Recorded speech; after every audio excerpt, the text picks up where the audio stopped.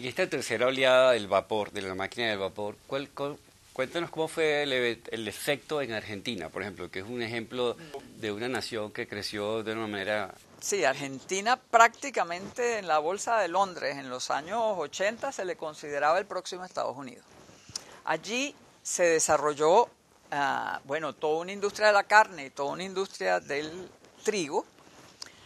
Sobre la base se construyeron los ferrocarriles desde el centro del país hacia afuera, hacia el puerto, se construyeron los puertos y se armó toda una economía con unas posibilidades de modernización enormes en lo que en esa época fue la primera globalización, que consistía fundamentalmente no tanto de productos manufacturados como de agricultura, carne y minerales.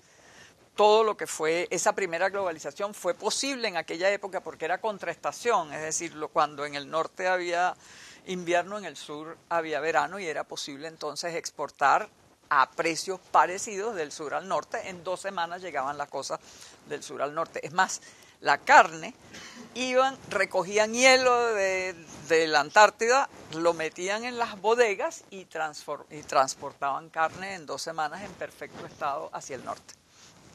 Entonces, todo este cambio que hace la máquina de vapor, los ferrocarriles, etcétera, crearon un boom espectacular en Argentina. Y esa crisis de Bering que les mencioné antes fue precisamente la crisis de ese modelo.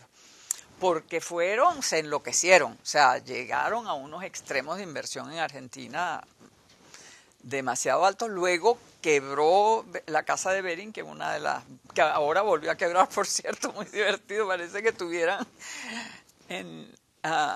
y esto afectó enormemente. Por 2 años la Bolsa de Londres estuvo casi dormida por culpa de esa crisis y de las otras crisis que fueron ocurriendo, porque todo esto fue financiado desde el centro financiero de Londres, que era el más importante de aquella época. Uno podría quizás hacer algunos paralelos entre lo que fue la Inglaterra de fines del siglo XIX y lo que son los Estados Unidos ahora, con también el mundo financiero que está llevando a cabo la globalización, porque en mucho todo lo que ha sido el crecimiento de los países emergentes y muchos otros de los fenómenos de la globalización han dependido de la Bolsa de Nueva York, pues, y de toda la banca de los Estados Unidos. Y en algún sentido uno podría decir que así como a fines del siglo XIX Inglaterra perdió mucho de su dinamismo porque se ocupó mucho más de globalizar que de autodesarrollar las grandes industrias entonces, que eran la química y la electricidad.